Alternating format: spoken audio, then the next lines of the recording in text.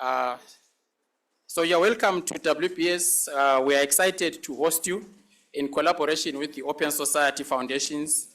The head of school is going to officially welcome everyone and introduce the Vice Chancellor. My name is Beginkos Moyo. I direct CAPS here at the Business School. I just want to start by opening this meeting by giving you some announcements. So we have people who are joining online, and we are streaming this lecture using the Wits University YouTube. We want to acknowledge the diversity of attendees here and as well as in the overflow room and those online. Please use hashtag OSF at Wits to participate and follow the conversation on social media platforms. You can also use the chat box function, state your name, where you're from before posting your question if you are going to be posting a question online. We are at the Donald Gordon building layout here. So make sure that there are no obstructions on the steps, and I already see colleagues there. If you could make sure that there are no obstructions on the stairs. In case of emergency, kindly exit the auditorium in a calm manner. There are two exit doors, one over there, the other one is here, but there's also two up there.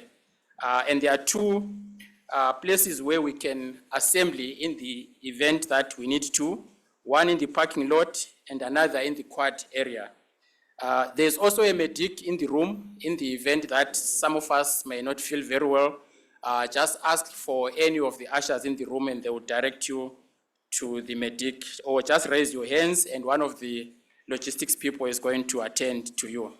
The bathrooms are located outside the auditorium. You turn left as you go out, exit the doors and follow the passage all the way. The bathrooms will be on your left. Please keep the cell phones on silent and off for the duration of the lecture because we are recording. We are also streaming, like I said, this event is being recorded. I also want to make sure that we are capturing some pictures, but if you have to take pictures of the high-level dignitaries who are here, please ask for permission before you do that. We really want to make sure that you don't just snap on people without the permission. I'm going to introduce later some of the speakers who are going to come through, but my role now is to introduce the head of school, Professor Maurice Hadebe, who is the head of the Wits Business School, where CAPS is located. I also want to make this announcement that our VC is joining us. The head of school is going to introduce him, but the VC is also committed in another event. So if you see him walking out during the course of the event, it's because he alerted us ahead of time. So Professor Maurice Hadebe, please take the podium.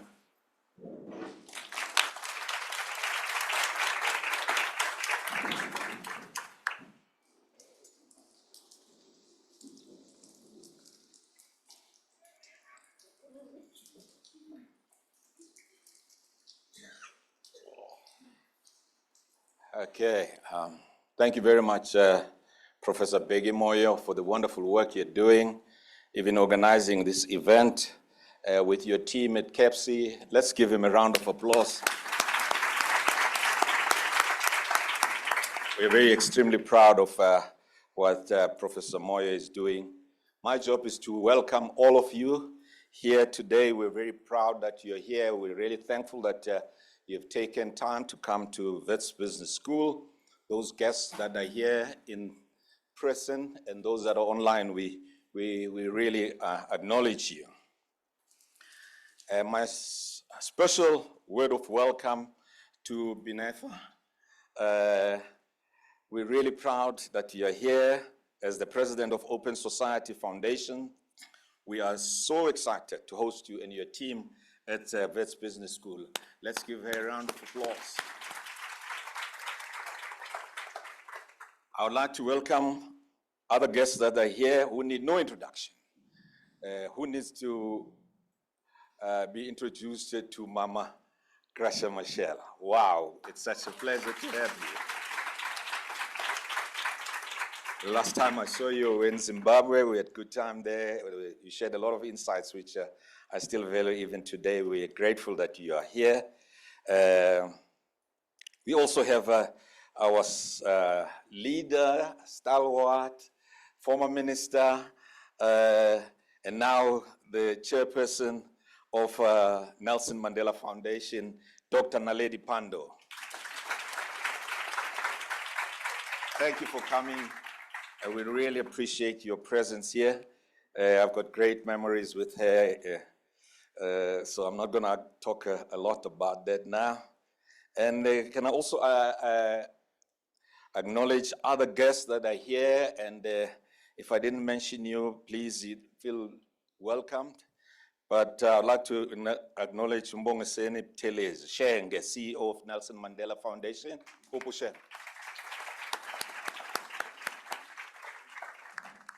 Okay, also like to acknowledge Brian, my brother, Managing Director of Programs at Open Society Foundation.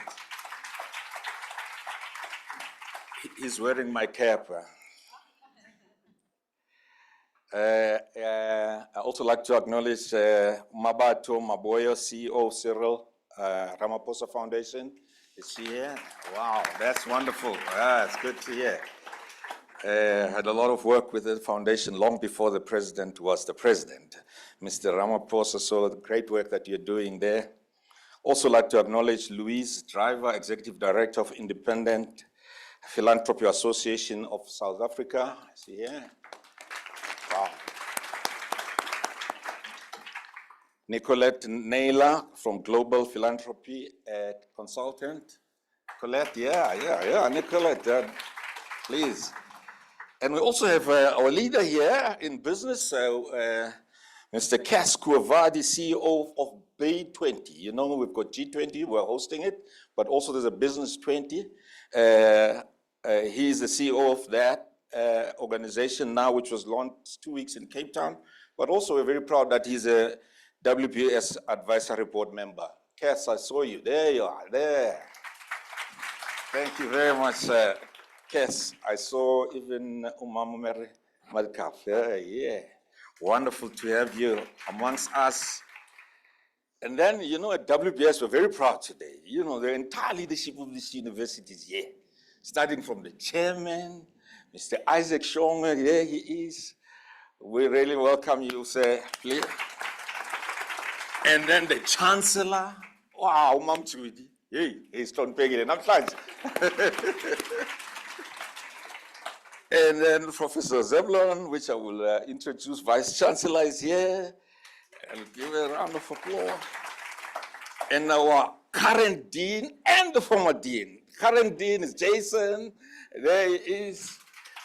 And our former Dean, right now is Vice Chancellor, Climate and Sustainability and Inequality. Thank you for coming, Imran, we really appreciate it. Again, we are very, very happy to host this event under the leadership of Bheki Moyo and his incredible team for the seminal work that they are doing to advance our understanding of philanthropy in Africa and its role in promoting justice and social change. The question of funding organization at this moment and time, it's a real big question. You know what is happening in the northern hemisphere. This question of funding has been put on a spotlight, particularly of human rights and organization in an increasingly unequal world has really made shaken. I was speaking to Professor Helen Rees, who's leading our research work in health and HIV. She's really shaken about what has happened. But we need to have this discussion today. Global events of the past 2 months have indicated that 2025 is going to be a pivotal year. This is especially true for South Africa as we host the G20. That's why Cass is here. For the first time under the theme, Solidarity, Equality, and Sustainability. It is for this reason that today's conversation is timely and urgent.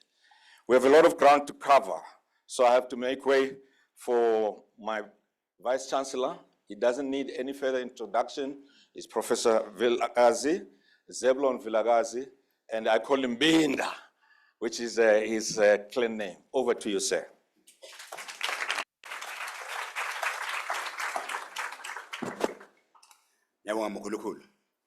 Just before I start, I'd just like to again reiterate what Professor Moyo said, that in my area of work, there's a phenomenon called quantum physics, which is basically ubiquitous in all the computers, in your laser systems, whatever you do, what undergirds modern technology is driven by quantum physics.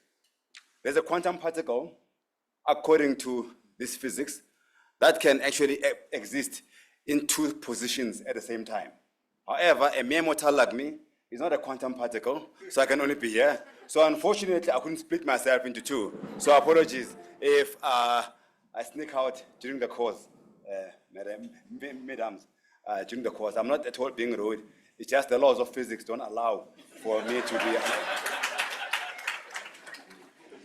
Chancellor of the University of Witwatersrand, Dr. Judy Dlamini, Chairman of Council, Mr. Isaac Shongwe, President of the Open Society Foundation, Ms. Binaifer Nowrojee, Founder and Chairperson of the Graça Machel Trust, Chancellor, my former Chancellor, Ms. Graça Machel, former Minister in the government and board Chairperson of the Nelson Mandela Foundation, Dr. Naledi Pandor, representatives of government, representatives of foundation, both international and local, members of the university executive team that have been mentioned before, members of the West Business School, distinguished guests, colleagues, students, and members of the Open Society Foundation, esteemed guests, and members of the public and the press corps. It's my pleasure to welcome you to the University of the Witwatersrand, Johannesburg, that's the full name, an institution that has long stood as a beacon of hope, excellence, critical inquiry, and social engagement. And of course, is the home of the father of this nation, Mr. Nelson Mandela. That's where he cut his teeth and emerged as a leader who he was later on, with whom he formed lifelong friendships. So indeed, we walk, as Isaac Newton said, on the shoulders of giants long departed. We are honored to host this significant public lecture by Ms. Binaifer Nowrojee, President of the OSF, at the Center on African Philanthropy and Social Investment, CAPSI, here at WITS. Your presence, ma'am, and the OSF team today is not only a testament of the vital role that philanthropy plays in our society, and more importantly, around this period, but also an affirmation of a long-standing partnership between WITS and the Open Society Foundations.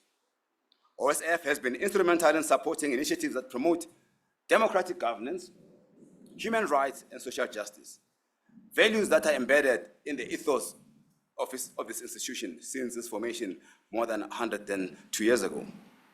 The lecture comes at a very crucial time, as was mentioned earlier, as South Africa prepares to host the 2025 G20 Summit under the theme, Solidarity, Equality, and Sustainability. We are reminded of the pressing need to forge new pathways for global collaboration, innovative financing models, and inclusive governance structures that advance our cause. The commitment of the OSF to strengthening civil society and advocating for sustainable development aligns closely with these priorities, particularly in an era where traditional funding mechanisms are shifting rapidly, and we need localized solutions more than as urgent as never before. At WITS, we believe that universities are not just centers of learning, but engines of change. Through CAPSI and our broader academic community, we remain committed to fostering thought leadership and actionable solutions that address societal challenges. That's why today's conversation on the role of the philanthropy in achieving global compacts, driving transformative national development, and sustaining justice in the global south is most timely and necessary. We are therefore delighted to welcome the distinguished panelists and speakers who will contribute to this very rich discourse. Their insights and experience and years of wisdom will no doubt enrich our understanding and inspire actionable strategies to fortify African philanthropy and civil society resilience. On behalf of the University of the Witwatersrand, I'm excited to extend our gratitude to Ms. Nowrojee and the Open Society Foundations for their unwavering dedication to justice and equity. I thank CAPSI and the West Business School for organizing this important event, and for all of you for joining us in this vital and most needed conversation. I look forward to a thought-provoking discussion that will not only deepen our collective knowledge, but also propel us towards meaningful change. And thank you, and welcome to VETS. Thank you.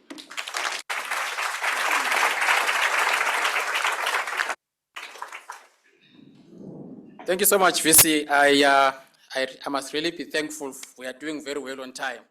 I was worried that I would not be able to stop the head of school or the VC, but we are doing very well on time. So thank you so much.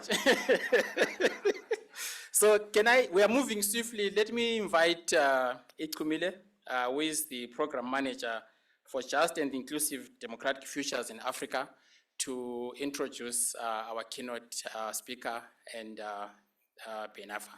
So Ikumile, if you could come.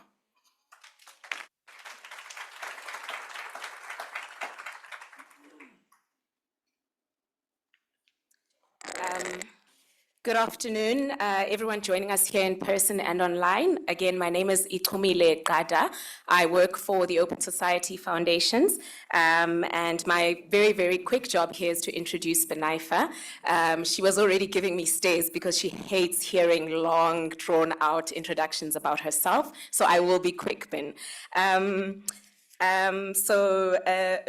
Binaifer Nowrojee, or Bin, as she's known in the Open Society family and beyond, is a lawyer by training who's plied her trade in many different roles and companies and organizations in pursuance for her passion of social justice and human rights, as well as democracy. She's worked previously at the Human Rights Watch, as well as the Lawyers' Committee on Human Rights. Notably, she also worked extensively on prosecuting sexual violence under international law and testified as an expert witness at the ICC Tribunal on Rwanda. Before being appointed president of Open Society, Binaifer held many, many key roles in leadership that have honed the leader that she's become in OSF today and elsewhere.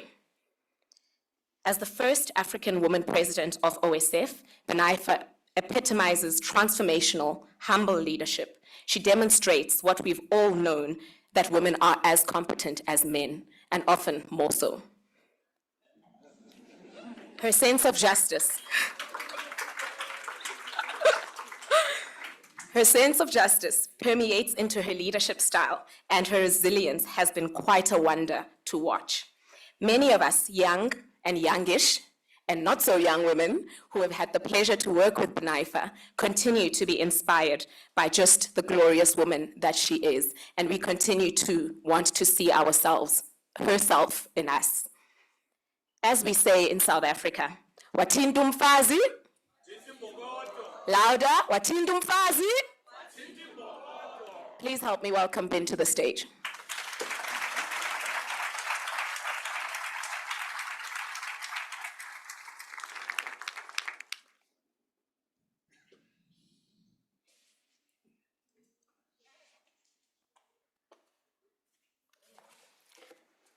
Thanks to everyone for such a warm welcome and for having us at WITS. It's really, it's great to be here, and I'm doing a series of lectures that are talking about various issues around philanthropy, about our vision for Open Society Foundations, and I wanted to do them in Africa.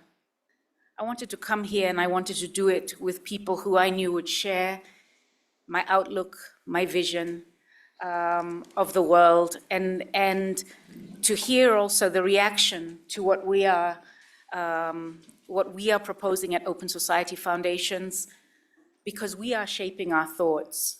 And your reactions, your discussions, the way you respond to what I'm saying will help us to hone and think through how we continue our work. We are really, at Open Society Foundations, we're contending with the growing challenges of our time. And it's a moment that's both defined by profound urgency and also full of possibility. And for me, I see so much possibility here on this continent, and how we can harness it, I think, is really the issue of the day.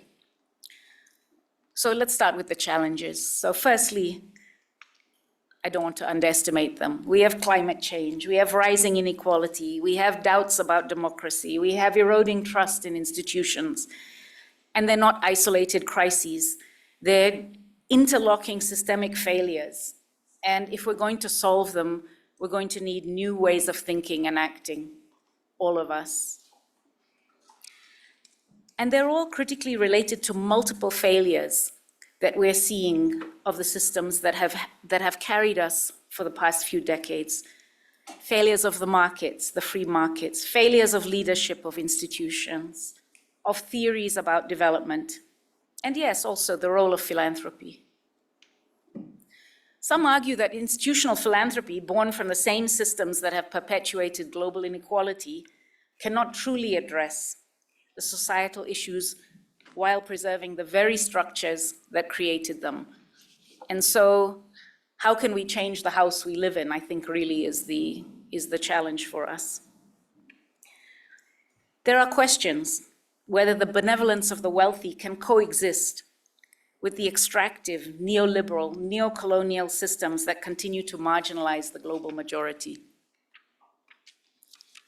Increasingly, the world is seen as divided between narrow elites who profit from the neoliberal system and those who are on the receiving end of its blunt impact, whether through technology, artificial intelligence, financial tools, natural resource extraction, and the control of land, water, and food ecosystems. They ask, can philanthropy truly be a force for justice when it's so often tied to the very elites who've benefited from the status quo? These are difficult questions, but they're necessary, particularly for those of us who are sitting in philanthropies. Does philanthropy's future lie in continuing to operate within the confines of a broken system? Or can we rise to the occasion and become a catalyst to see a new way of doing things, a new system? If we look today at the scale of philanthropy's interventions, they're indeed impressive, and they suggest a global commitment to addressing some of the most pressing issues. And Open Society, over its last 45 years of existence, has done just that. We've worked around issues of human rights, equity, justice in all parts of the world. According to a global philanthropy report recently, 35% of nearly 30,000 foundations focused at least some of their resources on education. 20% of these foundations prioritized health. In Latin America, foundations stand out for aligning their priorities with the Sustainable Development Goals, especially around education, health, well-being, eradication of poverty, and provision of decent work and economic growth. But numbers are not enough. Despite these investments, institutional philanthropy has often fallen short. Too often, it's imposed top-down solutions. It's sidelined the lived experience of those most affected by the crises of our time. It has sometimes placed an importance on the priorities of the powerful over grassroots insights and wisdom. It's funded projects, but not movements. It's created an industry of NGOs that have addressed symptoms, but not root causes. And this approach now is inadequate for the challenges that we face today. Our interlocking systemic crises demand careful, nuanced, and collaborative responses that are grounded in true partnerships. And these crises are also demanding from us a fundamental shift in how we think about and how we practice philanthropy. that doesn't mean philanthropy should go away. The spirit of philanthropy it's alive across the world, and it does offer lessons, but we need to be thoughtful, we need to be strategic, we need to be savvy stewards of these funds that we are responsible for. According to the 2024 World Giving Index, 4.3 billion people, nearly 3/4 of the world's population, give their time, their money, or help to someone not known to them. And those of you who live in Africa know every African is a philanthropist.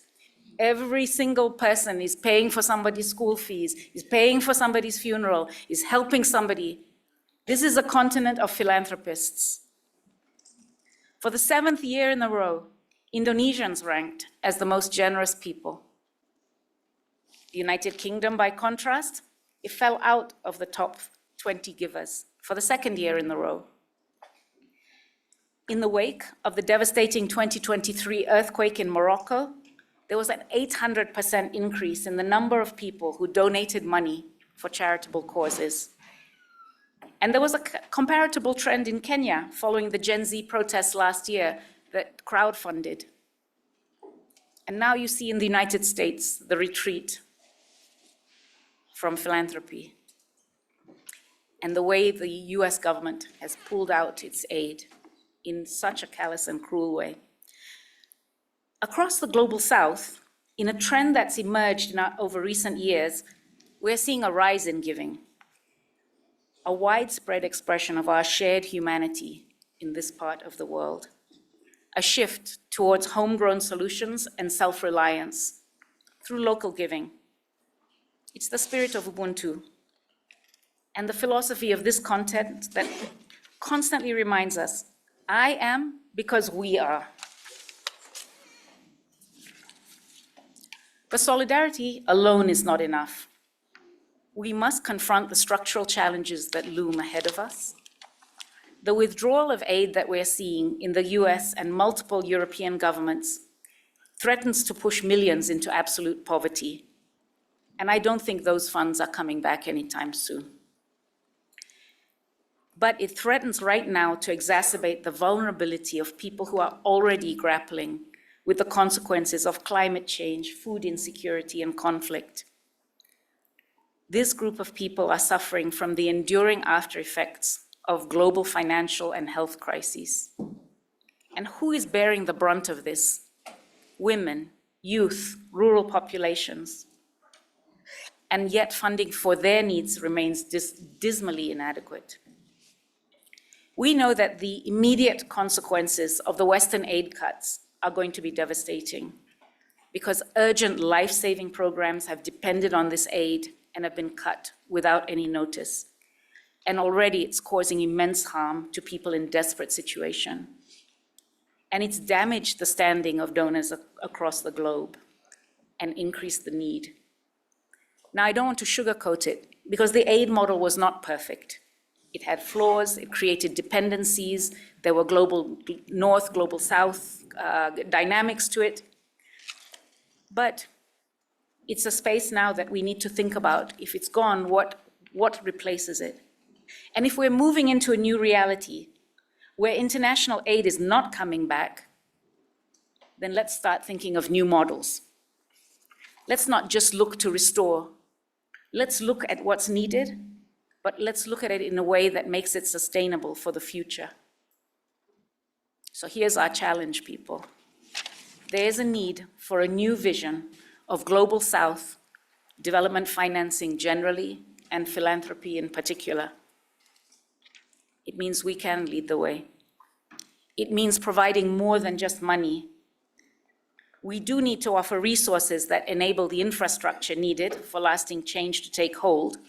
And this includes facilitating spaces for reflection, such as this one, strategizing, network building, to foster deep solidarity, sustained change, and long-term resilience, not just within a country, across countries, not within a region, across regions. We also have to think of a new global economic architecture. We can't live with the one we have anymore. It has to enable those most in need in the global majority world to access capital and blended finance resources required to engage as primary participants, owners, and beneficiaries of green industrial growth. De-risking social justice financing requires phenomenal innovation and foresighted actions. At Open Society Foundations, we're trying to do this. Maxwell and UNDP also trying to do this. We are beginning to start thinking in new and different ways. A new vision of philanthropy in our fast-changing world must, out of necessity, start with listening to the people who are the ones most affected, so that we can truly hear from the movements, organizations, and individuals who live on the front lines of the fights for rights, equity, and justice. Philanthropy has to move beyond throwing money at problems with small projects, and instead start thinking and imagining the infrastructure of lasting change. Besides listening to these voices at the coalface, we have to now amplify them, give them voice, support innovative solutions that have historically been ignored. It means moving away from funding individual shining stars to nurturing full ecosystems of collaboration and mutual support. And it means staying the course to enable small wins to grow into lasting victories.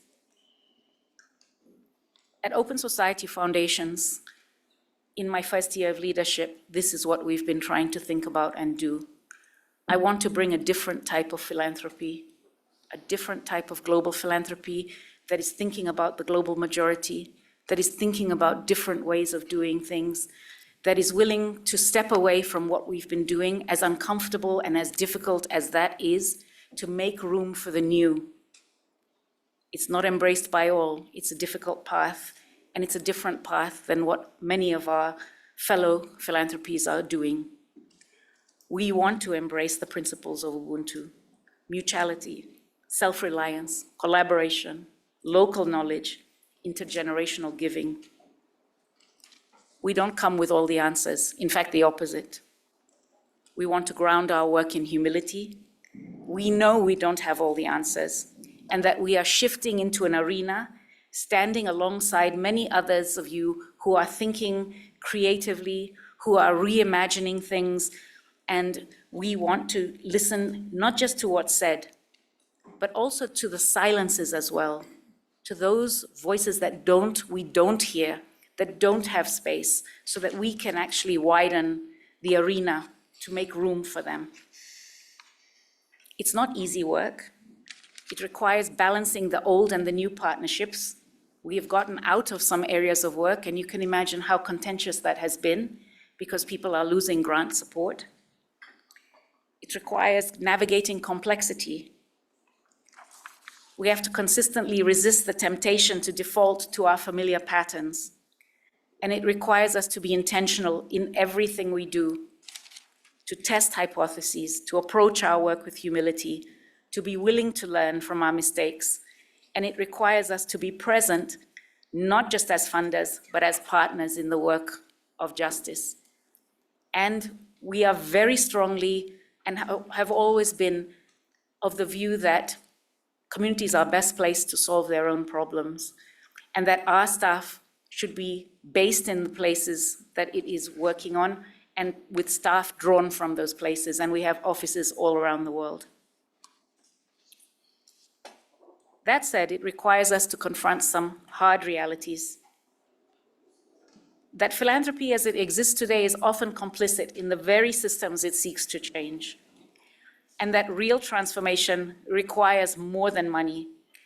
It requires a shift in power dynamics, because ultimately, if we are to be successful, we have to move power, and power never moves without a demand.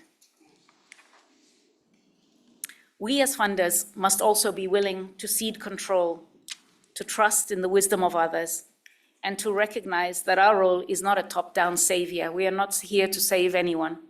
We are a humble partner and an ally in the work of justice. That sounds very straightforward, but in the circles and the office spaces I work in, it's a day-to-day battle sometimes to do this. Despite these challenges, we are committed to this path. because we believe in the transformative power of collective action. We believe in the possibility of a more just and equitable future.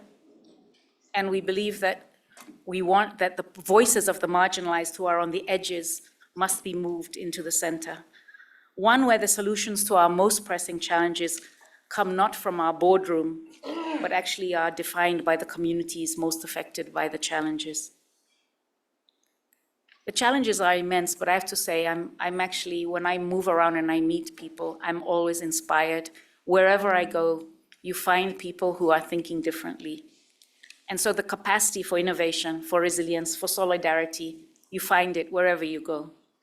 And so philanthropy has to seek out those people, those ideas, those new ways of thinking, and to really begin to start seeing how we can begin to change global philanthropy to be a much more truly global effort, that together we can build a future where rights and equity and justice are not just ideals, but can actually be real realities.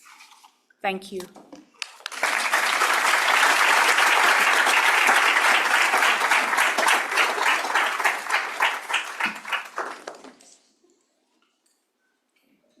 Okay, thank you so much. Thank you so much, Binaifer.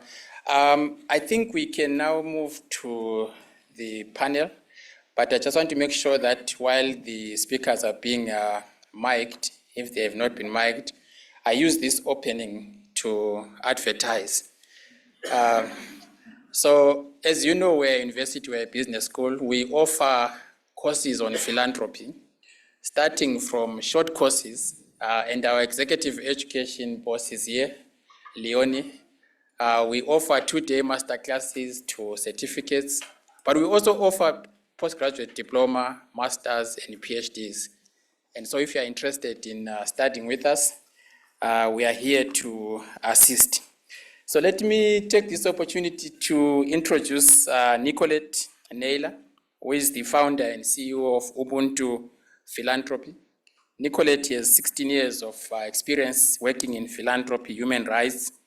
She has more than 2 decades working at the intersection of justice, philanthropy, and Pan-African feminist struggles. Nicolette is going to now guide us and moderate the conversation that is going to take place here on the podium. So Nicolette and panelists, thank you so much.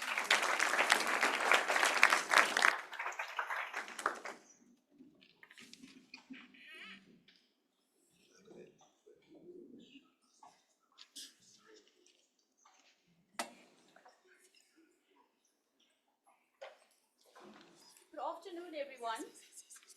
Good afternoon.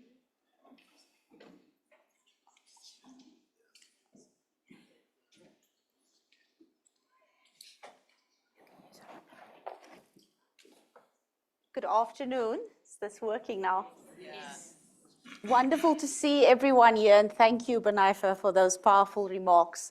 I'd like to welcome onto the stage with us right now. This is a powerhouse panel. I'm really looking forward to having this conversation. Machel, Graça Machel, who needs no introduction as a phenomenal, she's told me not to do this.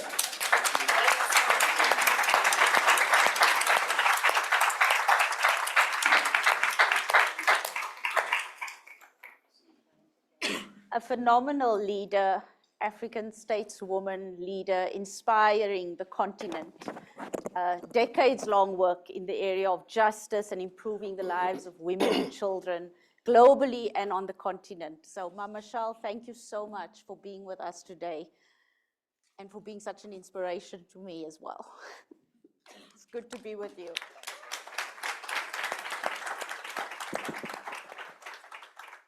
Dr. Naledi Pandor is joining us on stage as well. Like Machel, Dr. Pandor needs little introduction as the chair of the Nelson Mandela Foundation, but also the former minister up until June 2024, former Minister of International Relations in South Africa, also former Minister of Higher Education, Science and Technology. I think there's a lot that I'm probably going to miss out, but a member of Parliament since 1994, and really honored to be with you here today, Dr. Pandor.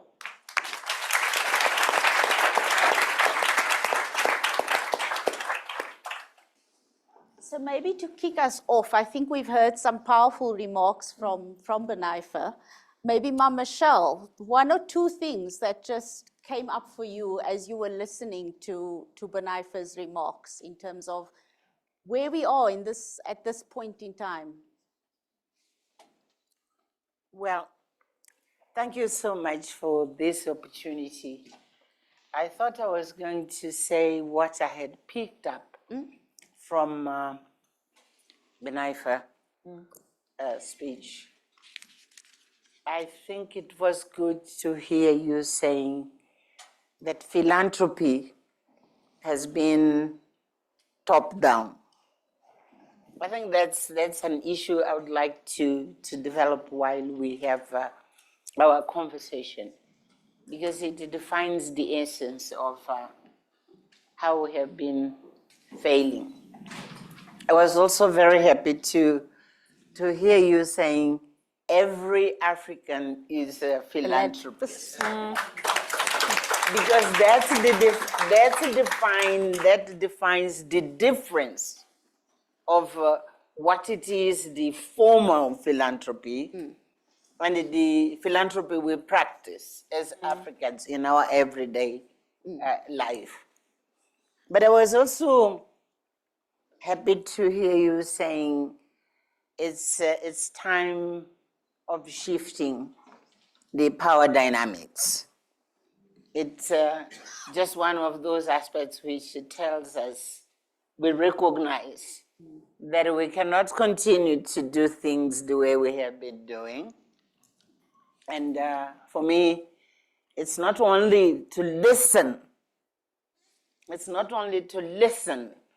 It is really to give the power of deciding the relationships which we want to develop from the global south with the global north. And when it comes to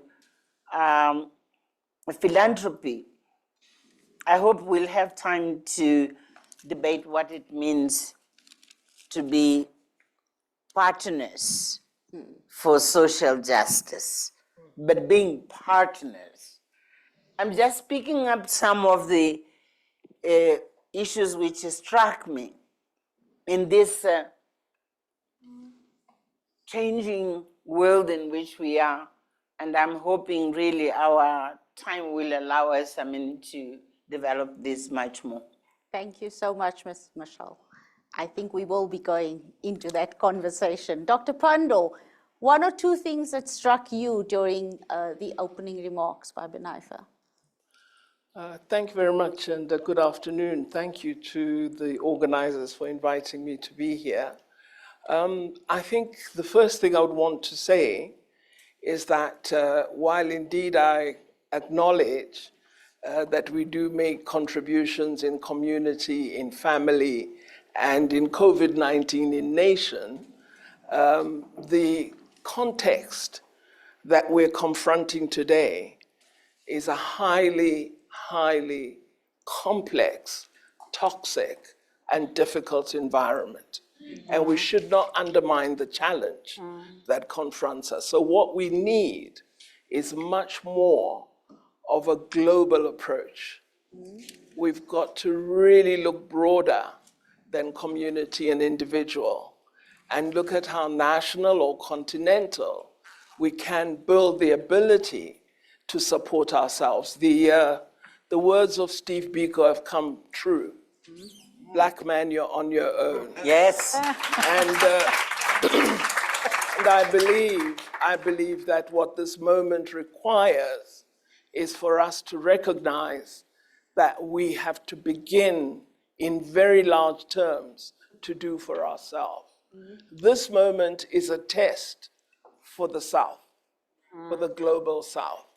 And if we do not woman up, I don't want to say man up, if we don't woman up, we're going to fail the moment. And these moments don't occur all the time. They occur in an epoch, in an era, and then you miss the opportunity. So the test is, do we have the mettle to do the large that is required. Two things I took away. Firstly, that the aid that's gone won't come back. And that now we've got to look at what are the alternatives. And I really agreed with the speaker with respect to the need for us to consider new and innovative approaches to philanthropy. I do think we need to be engaged much more in thinking through those strategic approaches that she made reference to. I think this is urgently necessary. Then I also believe that one of the things we must look at is how do we persuade likely philanthropists on the African continent to give in a more strategic, larger, and more institutional fashion, such as in the Open Society Foundation model, perhaps different in orientation, but large in measure.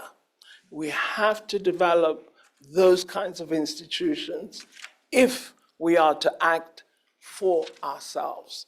Those were the two really that I thought for me were really important. The third is I would have loved to know what Open Society Foundation intends to do in this new age. But maybe we can get that later. Thank you, Doctor. Maybe we can pivot to you, Binaifer. I think you spoke powerfully about the brokenness of the system. And when we speak about the brokenness of the aid system, we've seen as a continent with HIV/AIDS, with COVID-19, we on our own, we always left out on our own. And so this moment requires us to think differently. But it's not only the aid systems that are broken. And I think I don't want us to get into blaming governments for being too dependent on aid. The system is broken at both ends. And just like a government can overnight decide to cut aid, we often see a new president arriving in a foundation and changing strategy and exiting from a field. How do we actually grapple with this brokenness in the system where when a president of a country or a president of foundation shifts course, organizations die? Some reflections. So let me start, because I think philanthropy has a different role than government in that philanthropy is not intended to be in perpetuity. It is not to replace government and to take the role of government. It is intended to be a catalyst, to provide innovation, to help get ideas over the hump until they can take life themselves. So in that regard, you in fact don't want philanthropy to be doing the same thing 50, 60 years later. In fact, that's actually not its role. What are we doing? Let me take Africa. So we are looking very heavily at the fact that the global economic architecture is broken. 3.3 billion people in the world living in countries that pay more to service their debt than on health or education. They can't get out of the debt trap, even if they wanted to. And as a result, their citizens are getting poorer and poorer as a result of the widening inequality. And the youth, for the first time, are seeing a dark future for themselves. And that energy and frustration has to be harnessed in a positive way. We're doing 3 planks in Africa, 4 maybe we would say. So one is, when you look at the continent of Africa, which is different from some other regions, you see the fraying of the social contract between the citizen and the government more and more. And that's a broken relationship. And it's creating instability politically. It's creating volatility in ways that are not healthy for societies across the continent. And so we're investing in the idea of democratic resilience in terms of trying to help to repair that in some way, but particularly with a focus on the youth in terms of not just harnessing that energy and that imagination, but also helping with skill sets and other things to assist them to become the leaders of tomorrow. By 2050, 1 in every 4 people on this planet is going to be African. So that's very key. The second issue that we're looking at is the issue of this volatility is taking us backwards. We are seeing civilian coups, military coups, conflicts in ways that we thought actually we were getting out of we're actually receding. And so managing that volatility in ways that we look at conflict and try and think about ways that in conflict situations, how can we move beyond just a ceasefire and a peace to think about transformative futures out of conflict. And the last thing that we're thinking about, as I said, is how do we help to build economic prosperity in some ways. Government departments over the years, and this is not just in Africa, have been hollowed out by World Bank and IMF structural adjustment programs. Governments don't have the capacity any longer to actually innovate, analyze, research, think. And so what we're trying to do at Open Society Foundations is help governments that would like to think of a different way of doing their economic policies and their industrial policies to have access to economists who are thinking differently from the Global South and elsewhere, to assist them to actually think through how do they move not just economically, but also how do they move to green energy. In Africa in particular, we are focusing on the critical mineral sector. If Africa can manage its critical minerals sector positively, it can leapfrog into a prosperous continent. And actually, many of these small miners are actually women. And how can we help support them, and how can we build up government capacity so that when the Trumps of the world come to take your critical minerals, actually governments and this mining sector itself is well placed to actually negotiate the best deal possible that will actually bring benefits to Africa. So that gives you a sense of the new kind of ways that we are thinking. Thank you, thank you. Machel, maybe I can turn to you in terms of some of the issues that you were wanting to double click on in terms of what we heard. We've been hearing about a new vision for philanthropy, something that's truly transformative.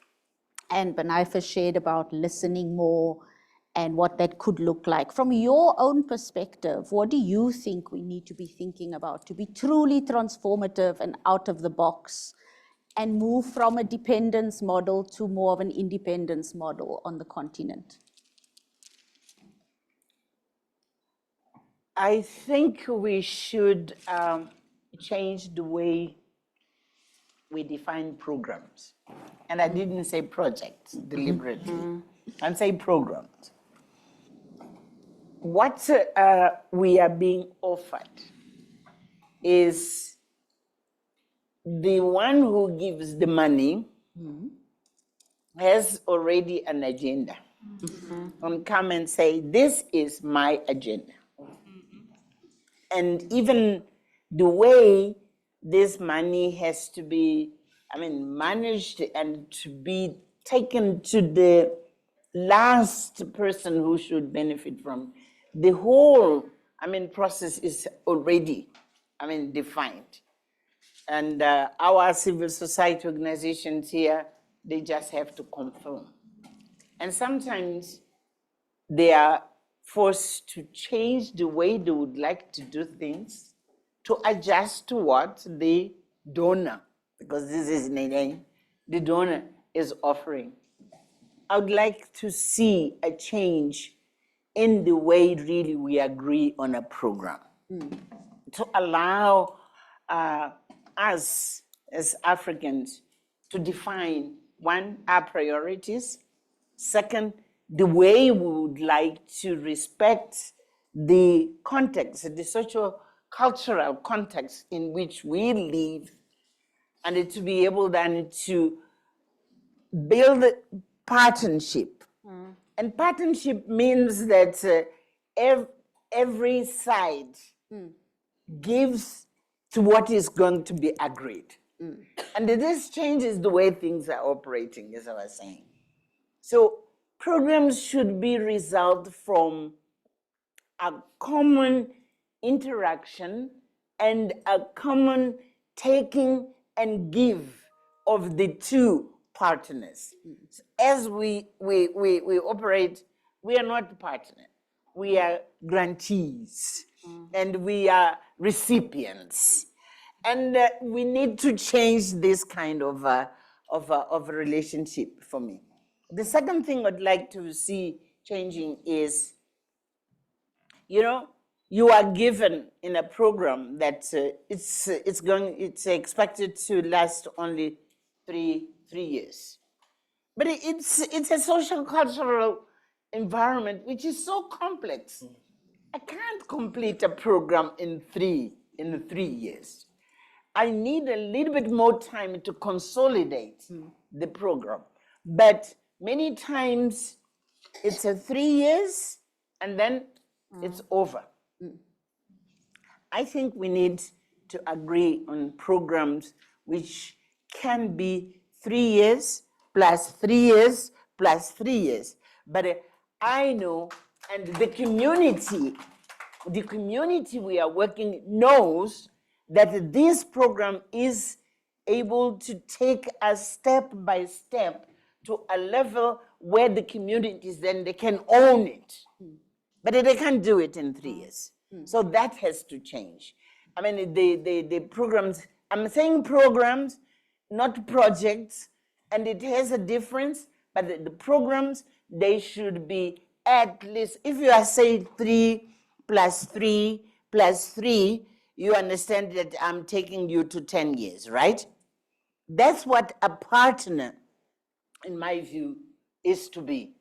And so I'm not a grantee, I'm a partner. And I have the opportunity to engage the members of the community, to make them own the program. In 10 years' time, if the program is well done, they will have had got the seeds of working from themselves. So this is one. The other thing which I would like to see changing is to support organizations themselves. You know, our partners, they say, oh, no, this money is just for program. It's not for institutional building. And we always struggle because, yes, we feel we are being just vehicles of getting the resources and implement and that, but we do not have the ability to stand on our own. So I would like to appeal that in this partnership, part of the resources is to build the capacity of organizations themselves. So in this at least 10 years I'm talking about, they can, not only the communities, the organizations themselves, they can stand on their own. Suppose now, I don't know how many organizations are here are receiving money from USAID. And we were told that the USAID from now on, there's not, if you don't have your own capacity, it's not only unemployment which is coming with those who are managing the program, it's the institution itself which cannot sustain itself.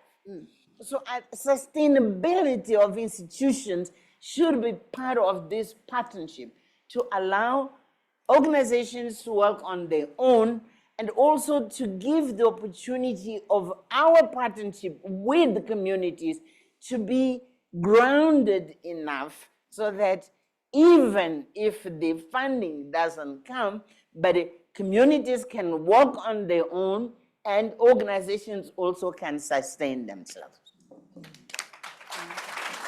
I'd like to say this. Thank you, Machel. I was speaking to a US foundation that's wrapping up its work now in around the world. And they were saying as part of their final grants, they are not attaching time to it. No proposal is being written. Okay. So if you need to save the money or invest the money or grow the money or grow your reserves, they're allowing their partners to do that. And they're saying, don't write a proposal, no report requirements because we're leaving, we're closing our doors. And my question was, if you've been investing in a different way for the last 10 years, and if we'd always thought about sustainability, and they're saying, well, we want organizations to be able to invest this money. So we all have this thing where you have a proposal and a report and spend down the money. I need a nil balance at the end of 1 year or at the end of 2 years, a nil balance versus invest some of this money. It's more of an investment model so that you can strengthen your institution for the rainy days. That's a different way of thinking about things. Yeah. But we are stuck in the 2-year cycle, 3-year cycle, and we often say, well, transformative philanthropy is core funding and flexible funding and long-term funding. So instead of 1 or 2 years, let's do 3 years or 5 years, and let's do core funding. But is that really transformative in terms of creating sustainability? How, Binaifer, maybe how can you, how are you thinking about sustainability and this independence that we'd like to see from civil society? So we've done a lot of things. We just went through a major restructuring, and we did a lot of thinking about how we remove some of these structural obstacles. The first thing is our own staff worked on 1-year budgets, which meant that they could only give 1 to 2 year budgets maximum to spread out the money. And so we've removed that. What we are giving is, we are looking at a body of work and we're saying 5 years, 7 years, 8 years, what are you going to do? Here's your budget. We have made allocations over the next decade in the amount of $2 billion that allows for our staff now to give a 7-year grant or an 8-year grant, and to do that for the anchor grantees. We've also, it used to be that our review process you could be getting a grant for 15 years from Open Society, but you'd go through the same process each time. We've removed that for low risk and renewals. We fast track those now, so there's less compliance, you have to hand in less. We've simplified the grant application. It's much more simple. People can, and we've put it on a system now, people can hand in their proposal in an easy way. We're allowing for whichever languages make sense for people. And we're also doing something new and different, which is, instead of having programs where we have a health program or a media program, we're saying, who in this landscape is a key partner, is somebody who's an anchor, who's really doing good, and they don't fit into anything, but the work is good. We're going to provide them with long-term support. It used to be at Open Society, when we said long-term support, we give it to our core partners, we meant core partners in the Global North. We never, ever gave a long-term core partner grant in the Global South. We are changing that now. We have a department now that is giving long-term support across the globe, and we've never done that before. So the other thing is, we're also trying to move as much as possible to general support, and we've always allowed people to use the funds to keep their lights on and, et cetera. So those are some of the structural things that we're thinking about, that we've tried to shift and change. And I think it will be interesting to see whether that makes a difference, because I think that if you can only see 1 year ahead, you really can't plan in a way that takes you more than a year. And so you resort to project-related, and it's exactly what you said. You scale down, and when you report back, you say, we had these many meetings, we had these many convenings, we spent this much on refreshments, et cetera. As opposed to getting an 8-year grant, you say, okay, what can I do with 8 years? Now I can really think. And I think it's not just for recipients of the grants, it's also for our own staff inside the philanthropy who are being asked to think in a different way at the outset about what the long-term impact is, and to think about what goals there are. So these are some of the things. I also think there's an attitude issue. You have to acknowledge, when you are a worker in philanthropy, that there is a power dynamic you come to the table with.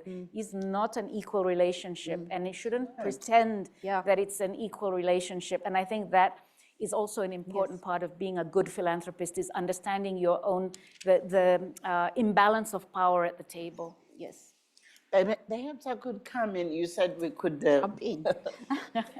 One of the things I would like to see changing in the building exactly of the relationship is to make it clear what I, as an African, I'm going to gain from this program. And I'm insisting in 10 years at least. And if they can be renewed at 10, it's even better. but also for me to see what my partner, who is from the north, it is true he's coming from money, he's coming with money, which I do not have money. But what am I giving to this relationship? It doesn't come clear that in this relationship there is something which we as Africans, we are giving in that relationship. It just comes clear that we receive and we become receivers all the time. So you can't talk of social justice in this way. You can say that this organization will support communities to build the seeds of social justice. So social justice will happen if the program is properly run at that level. But we will not build the social justice between me, who I am the organization, who is working with an organization in the north. Am I making myself clear? I'm still even changing the way I'm sitting. It is to say social justice has to be sort of in this, let me call it horizontal, level.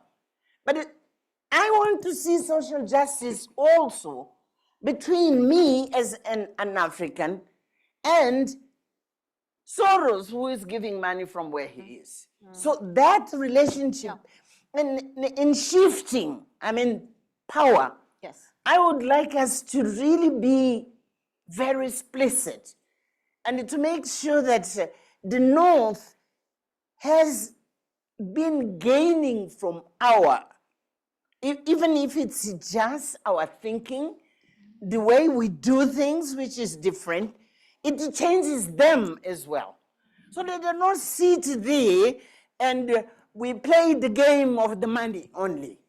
And then say social justice has to happen amongst you, Africans, Latin Americans, Asians, but it is no social justice between us, the global South as it is called, the global South with the global North. But, I would like us really to begin to think of these things as a civil society organization, because then, yes, government relationship, it has also to change. And it has to bring us to the level where I know that although we are not developed in technology and we need a lot of investment, but the relationship between, our governments and even with our business people, it's not our conversation today, it is, yeah. But I just wanted at the level of a civil society organization, you can't because we are imagine that power building. relations are different Yeah. when you remain a recipient. Yes, exactly. So I think firstly, let's get things clear. What we need to do is build the institutional capacity to do for ourselves. That's what I was So trying I to think say. that's absolutely That's what vital. I was trying to say. Thank you. Thank you, my daughter. Thank you, my daughter. You made it clear. That's what I was saying. My first comment, it was to say, I heard you saying it is top down. When it's top down, I just come and I dictate my way of doing things. And then I come with the money. And we have ideas, we have our aspirations, but we also have our way of living. Our social cultural, it is a sort of wealth which we are giving to the world. And this is not taken into account.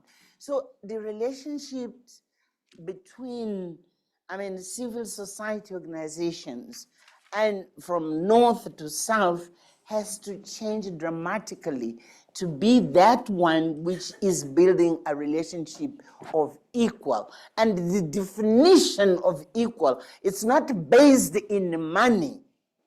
Because the problem is we become slaves of money. Because I have the money, I give, I have the power. because we are human and we are building a relationship of human people, the beginning of changing is to say, when we sign a contract, to say, buddy, I'm giving you this. What are you going to receive from the South? And to begin to think of that. And it might not be measurable, as money, but there is a lot which we are giving them. So I think we need to change this. Otherwise, because I'm taking too long, I'm not going to speak more. But because we are seeking social justice, there is a need to build social justice between the two in philanthropy. It's not only social justice for us down here.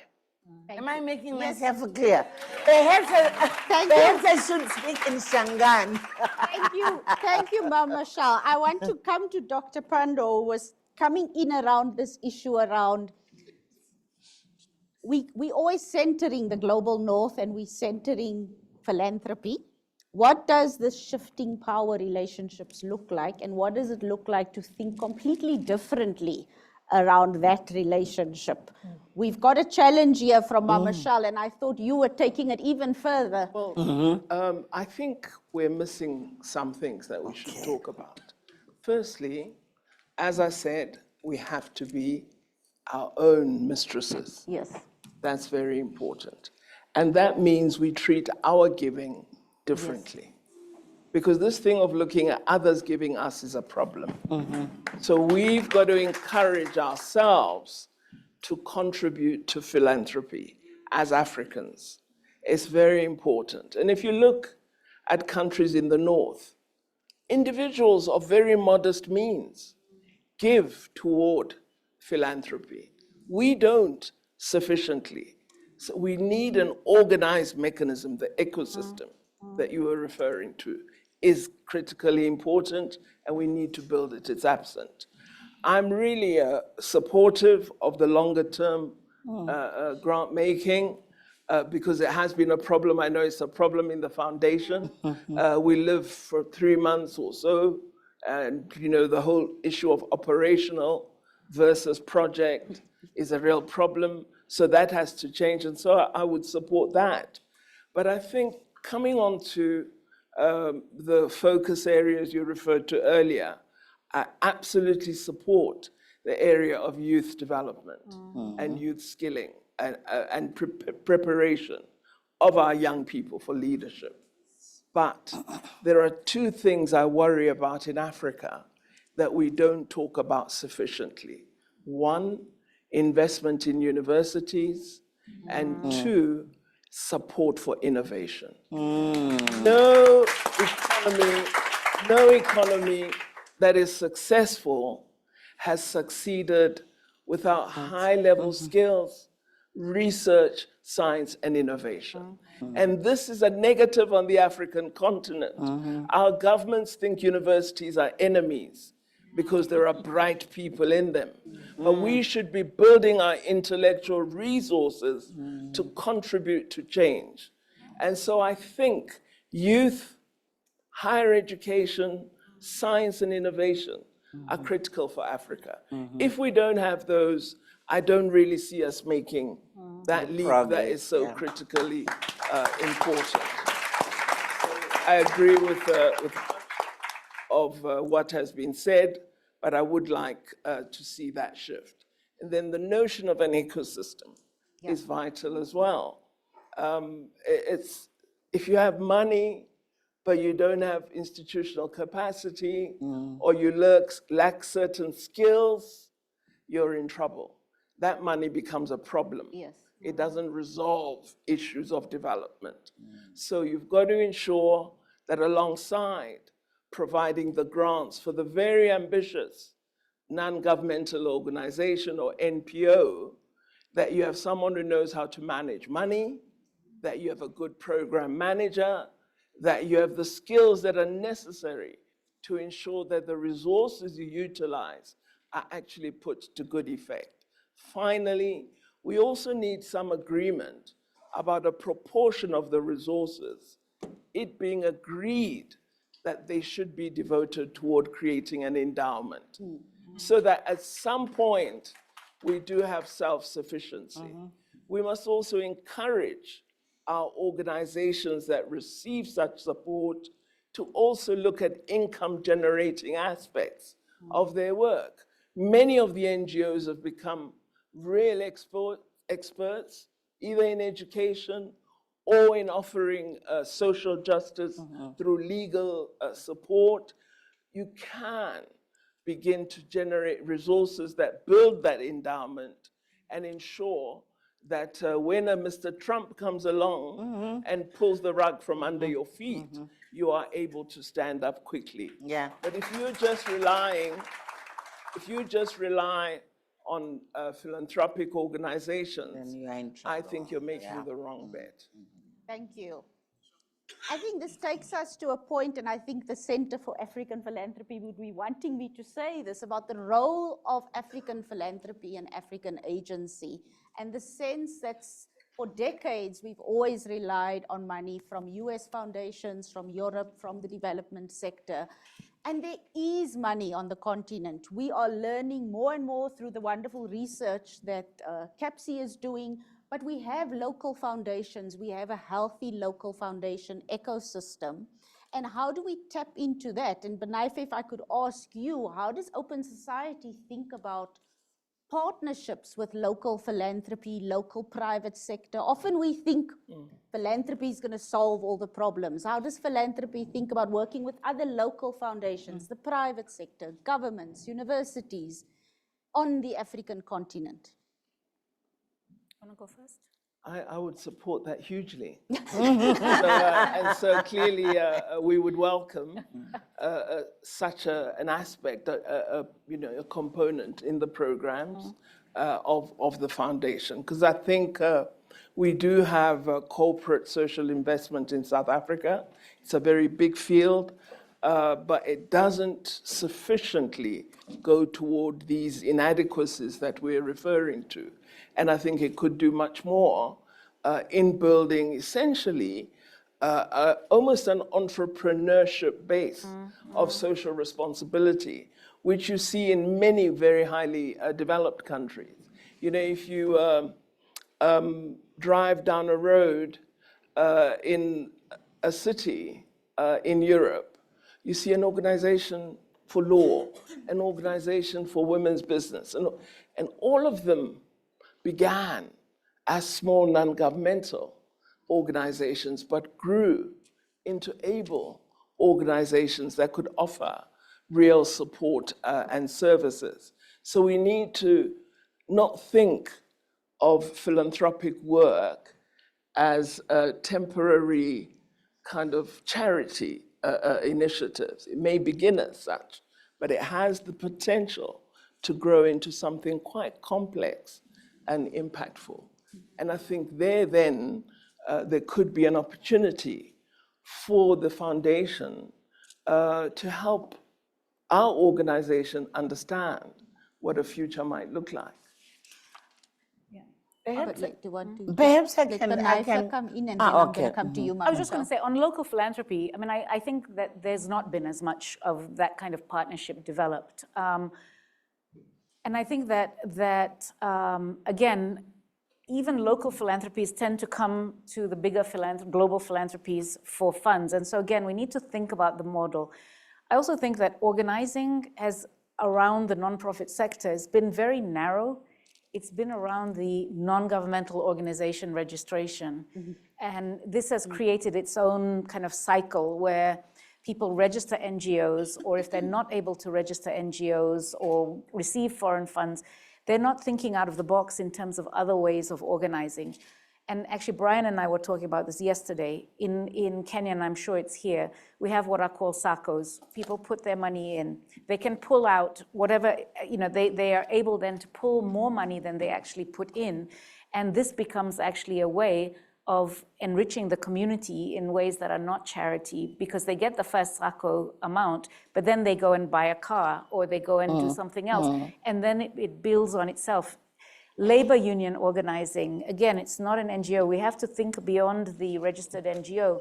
The reason why the NGO is the recipient of foreign funds is because the registration laws in the source country require that kind of registration, not because we organize that way, and then it feeds itself. But in places where foreign funding is not taken, and you see a lot of Indian organizations who don't receive foreign funds, they are remarkably innovative and interesting in the way the Indian grant recipient sector has dealt with these things. I think, again, we haven't done the thinking.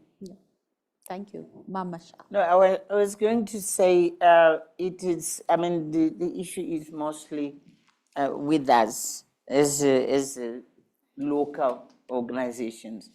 We have not been exploring enough relationships with private sector, for instance. I mean, if you ask how much, in this country particularly, how much MTN or even Vodacom are giving to education. And what they do, it's because they made a decision and they are trying to partner, but the other organizations are not, I mean, tapping into that to get part of those resources so that they will do what we are saying, innovation, et cetera, et cetera. So if Vodacom and MTN can give, why other big companies are not able to give? It's because we didn't engage them enough and build that relationship, which we can say we are going to work together for 5 years. At least my organization has succeeded to have 5 years, not 10 years, with with the sum of the companies. And the reason why they were responsive is because part of our program is developing young entrepreneurs. So they see directly the value of giving money to us. But if you go to our local organizations, I mean companies, and they talk of programs of protecting those who are being persecuted, etc., they will not come in. So there is a problem of educating our corporations, large corporations, to understand that they shouldn't be only giving for the immediate, which they can see is going to favor them. They have also to give to societal issues. We had a problem, for instance, with nutrition. Just to convince companies that nutrition is a basic issue for a child to succeed in life. No, they wouldn't take it. They wouldn't take it. So I think it's a process in which we have to go beyond the immediate, as I'm saying, because for that they do respond, but for them to take up, I mean, societal issues which are vital, which are investment, in fact, in a better society, like the examples I was giving. There's a lot to be done in that aspect, but it's our issue, and we have to take responsibility that we need to continue to, I know we're getting to time, so I wanted to pivot us a bit in terms of, you've been sharing, all of you have been sharing such valuable insights and useful information, but messages that you think, or message for African civil society in this moment, for governments in this moment, for philanthropy in this moment. And I think I want to emphasize this whole of society approach. We haven't spoken about government enough, and we often, and even in civil society, we don't take collective approaches. It's like, I'm going to solve the problems of the world. Here's my proposal. There's not a collective approach to a whole of society approach to solve some of these problems. What advice do you have for us as we move forward into this next period? The crisis has brought on something, and it's a crisis is a moment for us to reflect and think differently. Advice for civil society, for government, for the private sector, for our audience here. I'm going to go down hear from all of you. Decide going that way? I- Who wants to go first? I can go because Come, Machel. I can go because I think Naledi and they will say it in a refined way. So let me start. Let me start. You know, I know this might sound controversial, but I think it's good that one, Trump came and say, it's enough. Take care of yourself. And then the Europeans, also because they have their own problems, they told us they're going to cut aid. It is good. It is a shock. It is a shock, but I think it's time for us to be told that we have to take care of ourselves. You put it right. Yeah. And so instead of sitting here and complaining, Yeah. I know the immediate effect, the problem we have is that some people, some thousands, will get unemployed immediately. But then they have to go to to what you call civil servants. Because some of the best minds, they left the civil service to go to NGOs because NGO they pay better. But Trump has said also, no, I don't want you to come. So we will have to stay here at home. And what is important? What is important is it is time for Africans to believe that they have the potential. Perhaps they do not have the resources, but they have the potential to resolve their problems. They don't need Trump. They don't need the Europeans. We don't need them. So I think I'm talking to my children here and telling them, you know, I'm in English, I don't know. You know how to win off? To win off? Yeah. So we are being Weaned off. Weaned. yeah. And it's to say we have to stand on our own feet, and we have also to use our mind, and we have the resources and we have the potential to resolve our problems. So that is good. The message is good. The other message I would like to now to give to our partners who are philanthropists, really be serious. And no, I haven't said yet, be serious on what? Please do be serious in helping to civil society organizations to build their own institutions, to be strong as institutions. Because otherwise, they will be vulnerable to these shocks. No, if they have a strong institution, they will be able now to use better their brilliant minds and to tap into the potentials which exist there to exercise and to do the activities. So, because I don't want to be long, one is for us, another one is for our partners. Thank you. Okay. Well, you know, many colleagues and comrades from Palestine ask us about the struggle, you know. And I always tell them in difficult moments, what we did is say, what are the balance of forces? And has tactic become strategy? And should we refine strategy and improve on our tactic? So the point I'm making is that I think organizations confronting a really difficult moment need to regroup together, to think together, and to plan together. It's a different world. And I think to look at how we can marshal local resources in support.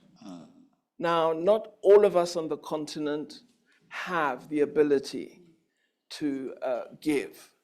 But if we are measured and thoughtful in what we seek, I believe we could generate sufficient to assist many organizations to survive if we are reasonable in what we put before our people.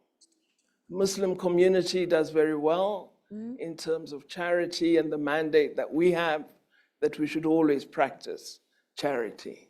We should talk to our society and say, if all of us could just commit, even if it be to a modest 50 Rand a year, a number of organizations would be able to survive. And that 50 Rand could grow. But then you are building your own organizations, you are relying on local capacity, and you are showing that you deserve to survive. There will be some who might not, that might not succeed, but I believe we could be surprised at the results. Also, part of our problem is we have a propensity of creating too many organizations. And so we need to look at coherence, reorganizing, and actually coming together to form subdivisions or some form of conglomerate with smaller elements, you know, and looking at how the resources we have could more efficiently address our needs. This is a moment for real thought, and I think I come back to the point. One of the things that we do on our continent, and even here in our country, we neglect our intellectual resources. We have them, and we should make far better use of them than we are doing at this point. I want to close by saying that, you know, sometimes one up to our government. When years ago the government took a decision to begin investing more and more health funding into the purchase of ARVs, at the time I thought the minister was totally crazy. But this year, I've appreciated that decision. Yeah. So it's vital that we rely on ourselves.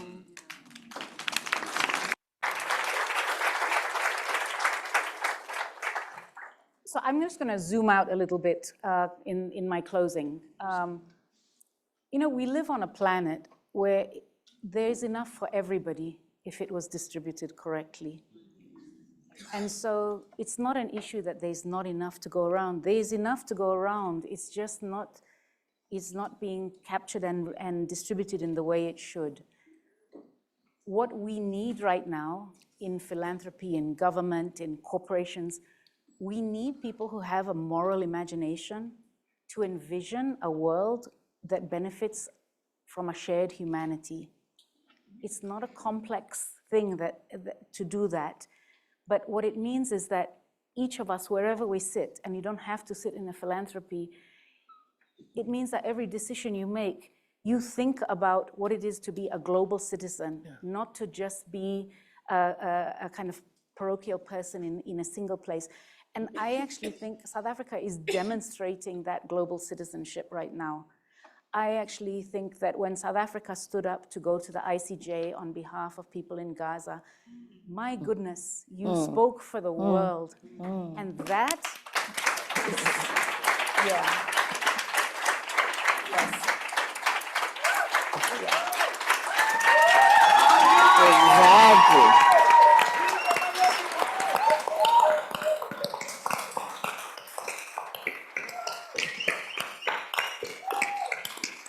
Yeah. That is what I mean by a shared humanity. It was demonstrated by South Africa. And those are the kinds of actions that if we take, amplified in whatever sphere of influence we have, and it doesn't matter where we sit, each of us together. I see South Africa taking the G20 now. They're going to do great things, and they'll take it from Brazil, and they'll continue that. I see the universities here. I see people with talent, students with incredible talent that are going to carry us into the next century. And so wherever you are, wherever you sit, whatever field you're in, it doesn't matter. What you have to aspire for is the understanding that we are all humans and that we have a shared stake in the future of this planet, and that whatever way you can contribute, please do. You don't have to be in philanthropy, and it's not about money. Thank you.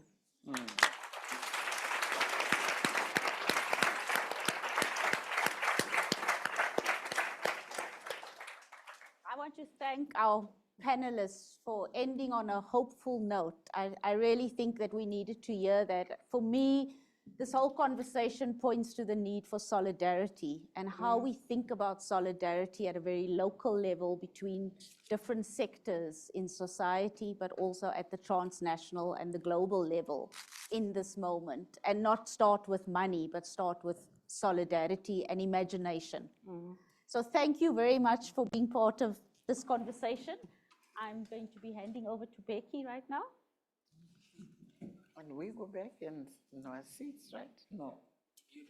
Do you want to? Yeah, do, if you have a do bit you of want us time. to do some questions? Yeah, to just a few. Okay. Great. I've been given permission by my boss to open the floor for some questions. So let me start. I've got Mabatu. I'd love to hear from Mabatu representing local philanthropy. I've got a hand over there. 1, 2, 3, 4. I think we're going to take 4. Becky, until what time do we have? We have about 15. 15 minutes. Let's take 4 questions. Try to be brief and direct your question to someone on the panel so that we can also get the answers of the questions. Thank you. Thank you very much. My name is Mabatu Maboya. Do you want to stand up, Mabatu? Yes, I will. Mabatu, speak into the mic, please. I'll ask the camera to follow me. My name is Mabatu Maboya. I'm from Cyril Ramaphosa Foundation. And we are also members of the Independent Philanthropic Association of South Africa. I'd like to thank you so much for your contributions. And it's great that we are all seeing that this strategic moment should be regarded in terms of strategic philanthropy and us collaborating in pooling resources to respond to these challenges that we are having. However, mine is a comment just to add to say that, and perhaps it's a message to broadly to our governments across the continent, to say that for us to also to be able to unlock strategic philanthropic capital that is local, that is in the continent, we need to look at the infrastructure that supports giving. That will help us so that individual philanthropists can see that it's better to work collectively and contributing to that strategic vision than a dream of saying, I just want to support my school because I went there and I'll look good. Thank you. Thank you, Mama.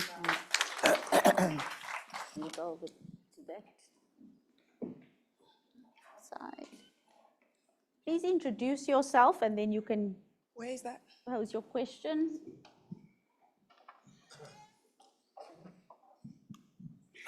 Hi, good afternoon, everyone. My name is Simon Allison. I am the international editor of The Continent newspaper. Just in the interest of, what we are discussing today in terms of taking sort of greater responsibility and independence for the context we find ourselves in, I just wanted to ask, we keep talking about youth and how we're going to encourage youth to participate in social justice. What is the panel's reaction to what is going on in Mozambique right now?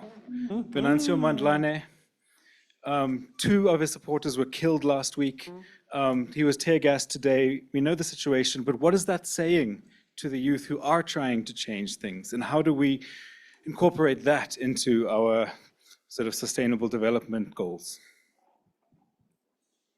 We had a question down here, and then we have one over there. I was just up front to take a question after I've spoken as a head of school, but I really wanted to understand something from you, Binaifer. Maybe it will be. You said something that you supported core partners only in the global north, and you have never done it in global south. What do you actually mean by a core partner? What is the criteria of a core partner?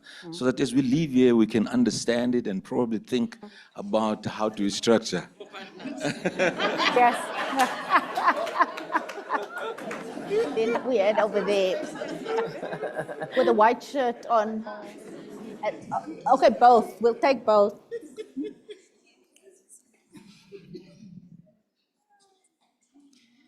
Dr. Zelindwandwe, City Coalition for Digital Rights, backed by the European Union. It is quite interesting, heavy at the same time, to actually listen at the police aspect of it, the societal Can aspect, you and speak up a bit? Can you put the mic? Actually, if you stand up, we'll be able to hear you, I think, a bit better. Dr. Zelindwandwe, urban planner by profession, City Coalition for Digital Rights, European Union, backed up organization. We pretty much do a lot of data analysis on the unfolding of societal structures in response to political spheres that are happening, and we formulate policies in regulation of issues of cutting off funds. And having listened to the dialogue of how we have short-sighted ourselves in selling our value proposition and how we've always been perceived as the end receivers and the power struggles and the dynamics and all that, my question is pretty much to the minister in terms of the international relations in the scheme of things currently, having identified the ideologies and the shift that we need to move away from being the receiver and being co-partners. So we pretty much coming to a value proposition. I'm glad we're in a business school, and you said you've been bankruptcy in selling our intellectual property, which we could leverage on, and also looking into proactive intervention as to how we as a region tend to respond moving forward. At this point in time, what is happening in terms of the response? Yes, we've got the ideas and we've got the backing of knowing what we need to do, but what is actually in line and what's going to be happening and what should we be looking forward to? Thank you. Next to you, we had a question, and then I'm going to just turn to our panel. We're going to turn to our panel next. All right. Thank you so much. My name is Yandiswa Kagaza. I'm a development specialist. And my question is to Binaifer. I just wanted to find out, to what degree are you currently considering or already doing it, giving portions of your grants towards endowments, as that is probably the most effective way to enable implementing organizations to be self-sustaining. Thanks.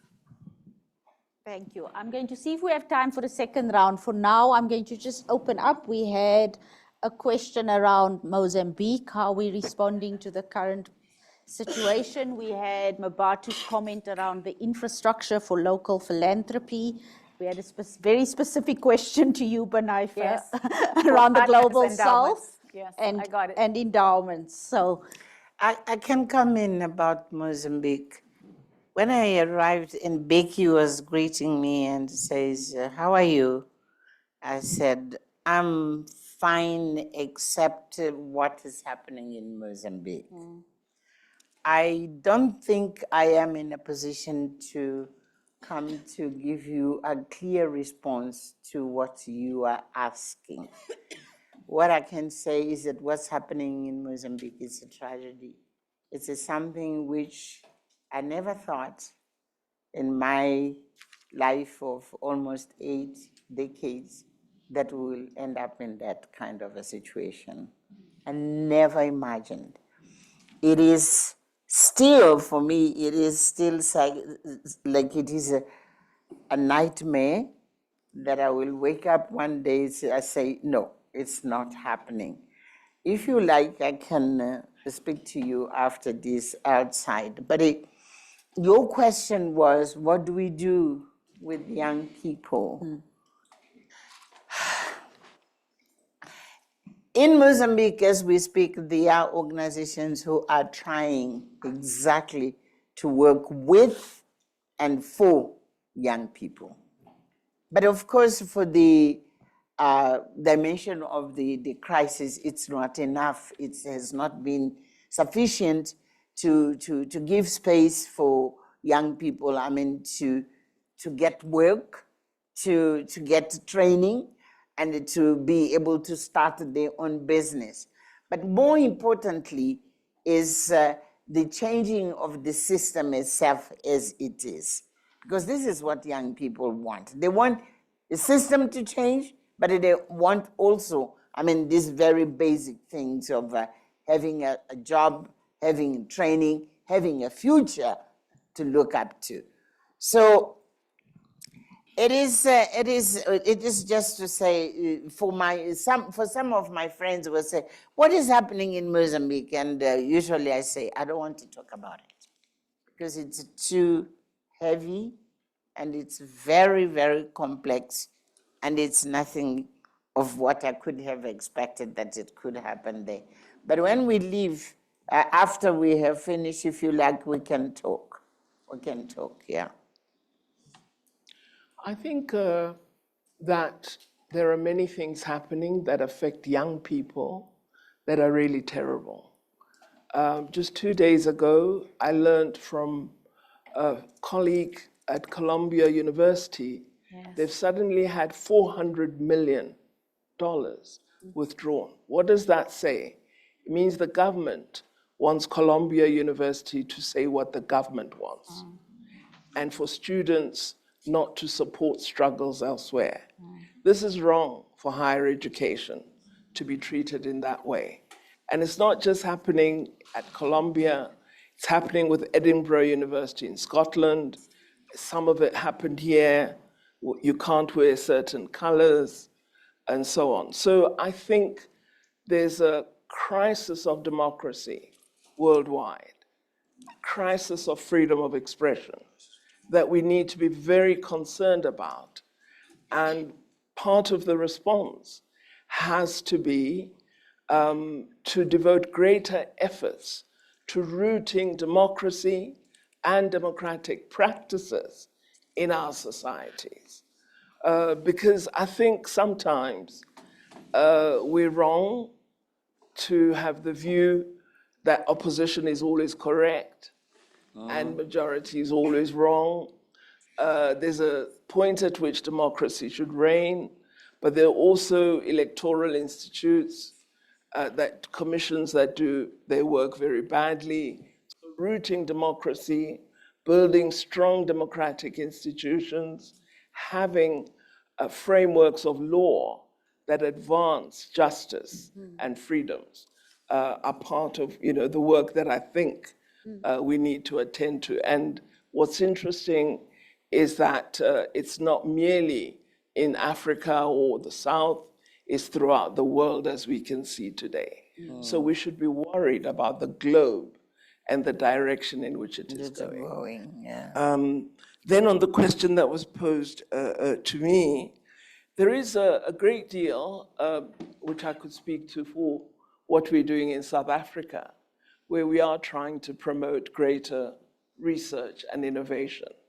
And we've succeeded in some part due to partnerships with the European Union and various research funding that the EU used to make open and available to other regions of the world.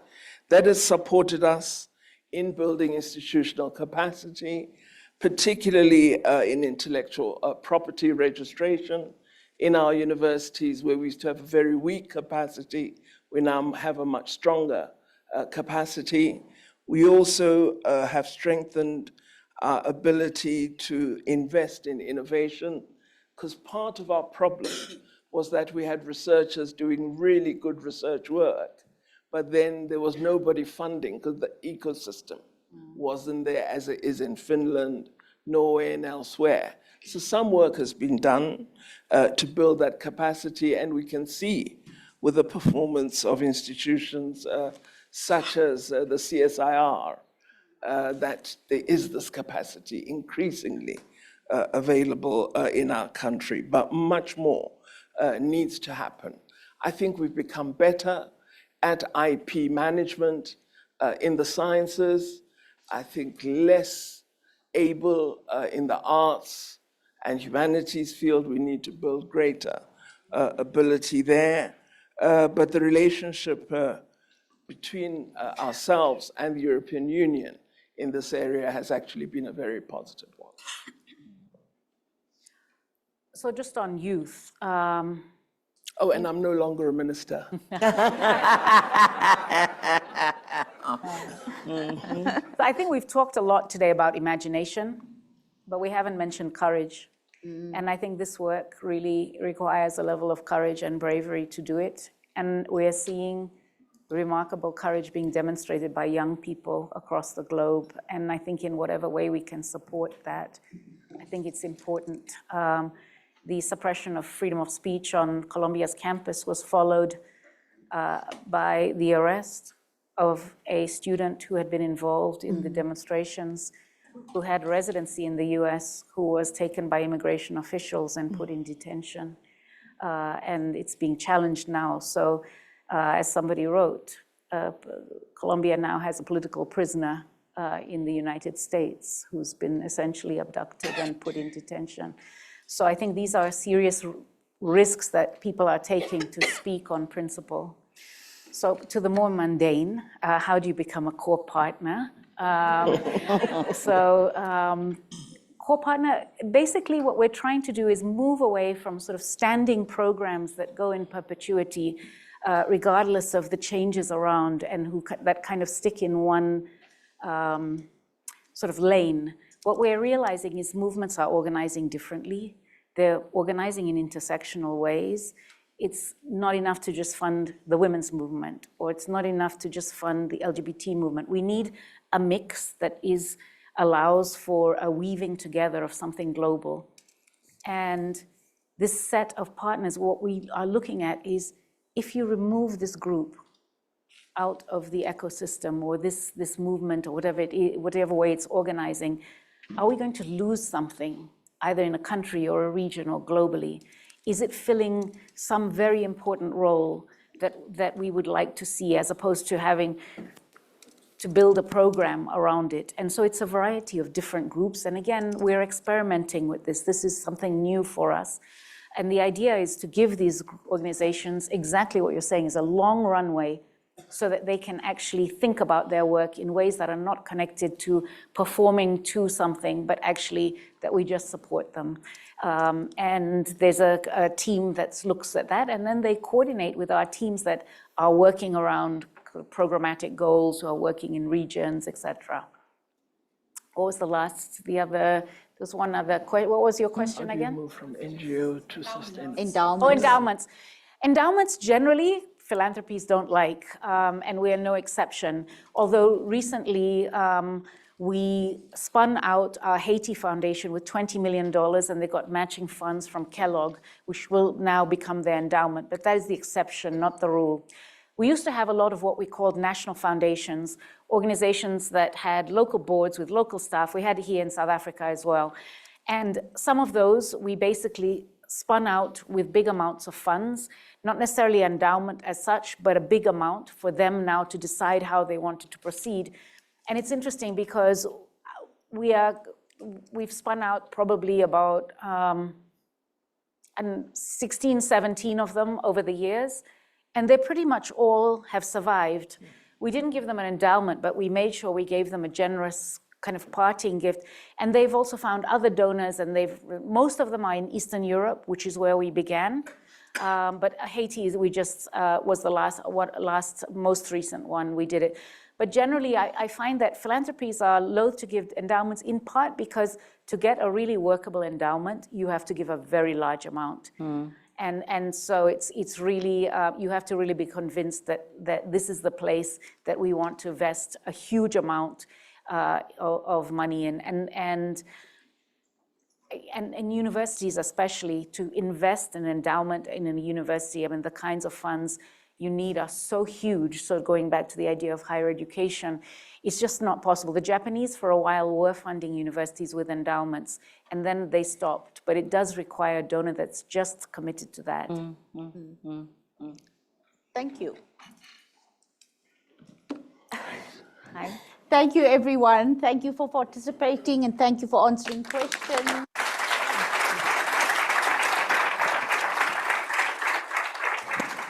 I'm going to hand over to Becky and Imran right now. Thank you. Just sit there so that we can close. All right, thank you so much for the lively panel. We were also following what's going on online. Very fascinating comments that we would have loved to share. We had about 360 people online, all following and commenting.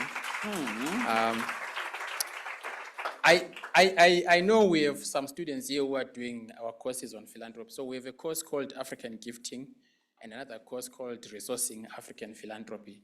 If this was not your lecture today, then I don't know what else you want. In fact, we are going to actually use some of these excerpts for our classes because we actually invest in having visitors, but also guest lecturers. Because at times what we teach here is more theoretical, and yet there's stuff that is happening on the ground. And so we want to make sure that the idea of prior academics is really enshrined, especially here at the business school, where things need to be done and not just theorized. I just want to take advantage of the time because we are running a bit late, that when we close, I'm going to invite Professor Imran to come and close the event, but we will please allow our guests from the front here to go out first, and then we'll move on using the rows like that, so that it's much easier to manage. And then those that would want to do interviews, I think there's a room upstairs that has been organized for post-lecture interviews, and so you would see ushers who would help you to actually do that. And then there's also a cocktail outside, and because it's raining, there's a tent, we're going to serve it there, but there's also a dining room where some people could also utilize. Now I want to introduce Professor Imran Valodia, who is a professor of economics. He's also a pro vice chancellor, climate change, sustainability, and inequality. He's the director of the Southern Center for Inequality Studies. But most importantly for me, he's the chair of the CAPSI Advisory Board. So, Prof, if you could come and give us your vote of thanks.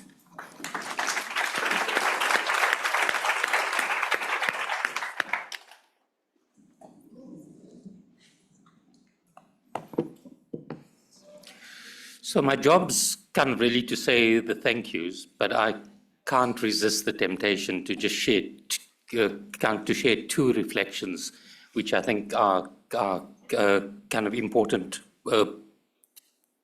points to make. So in 2014, in consultation with a number of you who are here from the philanthropy sector, we debated kind of setting up an institution at WITS that would do research on and train people, kind of especially at the postgraduate level in the field of philanthropy. And after all of those consultations, there were two kind of strategic decisions we took, largely on the kind of advice that we got from you.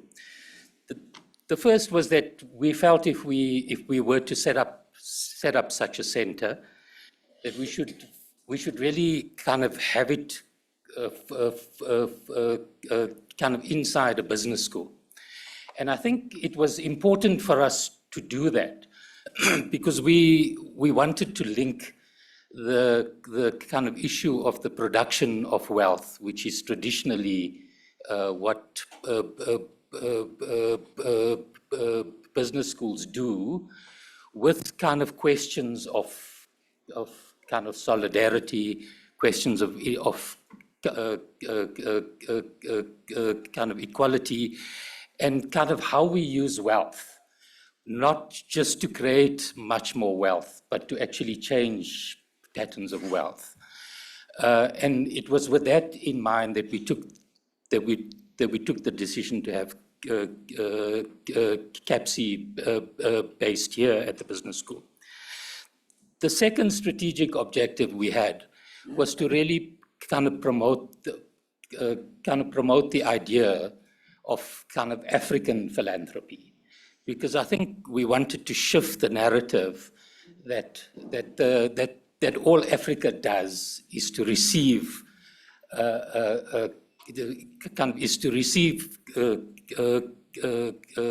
kind of philanthropy, and that all our role is kind of in the world is to have the begging bowls out so that those in the north can help us. We wanted at that time to really start to challenge that idea and to have philanthropy globally that was accountable to kind of questions of kind of inequality globally, but also to kind of promote the idea that kind of Africa had to lead in much of this thinking. And I think all of our panelists have kind of really reflected on that. And as the chair of the board of CAPSI, it kind of gives me immense pleasure that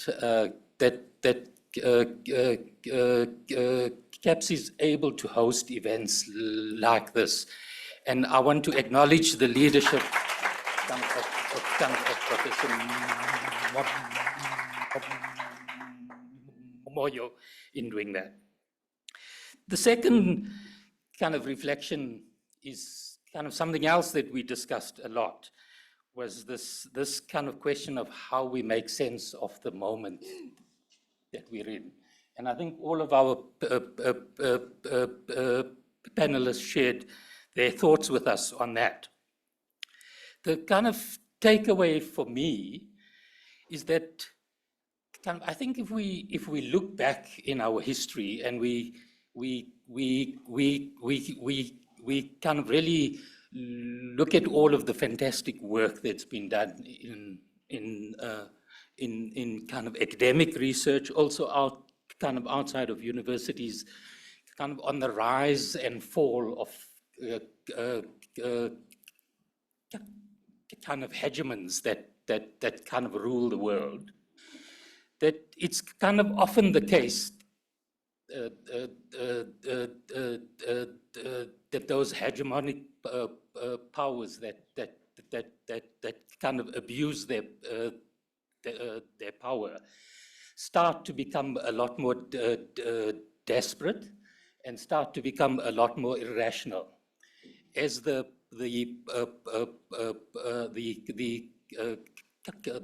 kind of unequal power that they wield starts to wane. Mm. And I think for me, all of our panelists reflected on that. I think the kind of other side of that equation is that while the next few years are not going to be easy, I think we also kind of need to see it as a huge opportunity for us to define a world that is not going to be a world about exploitation, is not going to be a world about abuse of power, is not going to be a world about larger and larger concentrations of wealth, but is going to be a world that we heard so much about today, kind of a world about kind of a world about rebalancing power, a world about solidarity, and a world where kind of our role as Africans is going to be central to how that kind of how that world gets shaped. So I think while it's tough when we wake up each day and you see the next saga of the abuse of power, that all kind of four of our panelists really showed us a way forward and really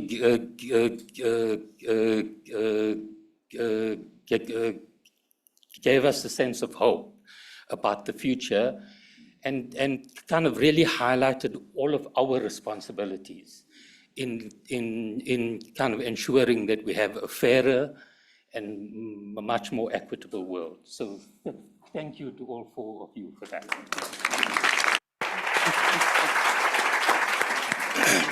Let me now just move on to a few thank yous.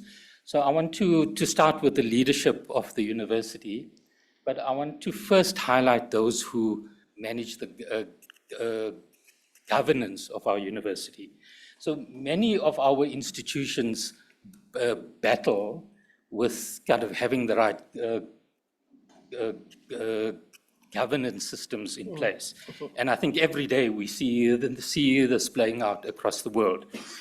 So we've had the kind of chair of our council, our chancellors here. In the room, there's a number of you that play kind of really, really important roles in various advisory roles that you play to support the work that we do at Wits University. And I think the work that you do is so kind of important for kind of allowing us to do the academic work that we do, but often your roles go unnoticed because the governance stuff isn't the fancy stuff. It's not the sexy stuff to be doing, but none of everything that we do would happen without all of the governance. So kind of thank you so much to all of the governance. I want to thank the senior executive team of the university, kind of from the Vice Chancellor, the DVCs, our kind of our CFO, kind of others that have supported this event and support all of the fantastic work that we do at Wits University. I'd like to thank the leadership of the faculty, the dean, the kind of head of school, the kind of exco of the faculty,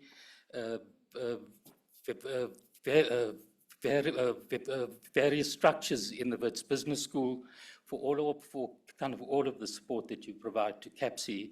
So we're extremely proud of the business school. So thank you so much for your support. So as the chair of the kind of the CAPSI board, I see members of the advisory board in the room. Thank you so much for kind of all of your support that you provide to CAPSI. I want to thank all of the staff of CAPSI and all of the WBS staff who've made this kind of event today such a success. If I go through all of the names, we'll be here for a long time, and inevitably, I'm going to forget someone. So you know who you are. None of this would happen without you, and we're really, really grateful for all of the fantastic work that you do.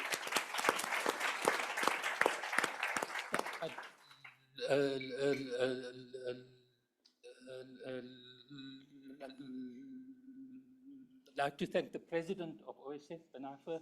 It's been a fantastic pleasure for us to have you here at Wits, and to the whole of the OSF team that are here. It's really fantastic to kind of have you kind of engaging on these important issues in an open and transparent way. I think we all know the fantastic role that OSF has played in the South African transition, and we're really, really grateful to you all for that.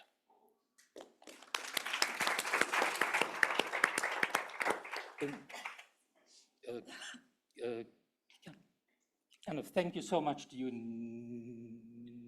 Nicolette, for chairing the session today, and for all of the support that you provide to CAPSI, and also to Wits University, and I think to the whole of South African civil society.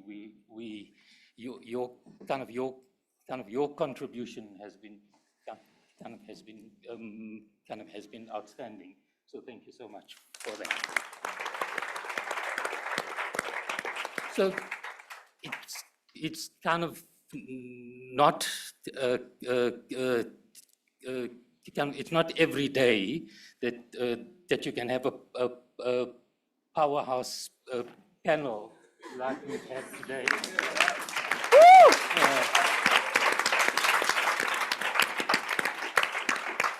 to have two kind of outstanding members of the African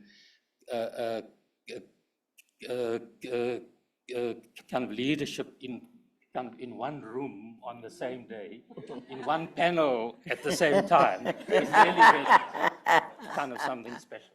So thank you so much for that. Thank you.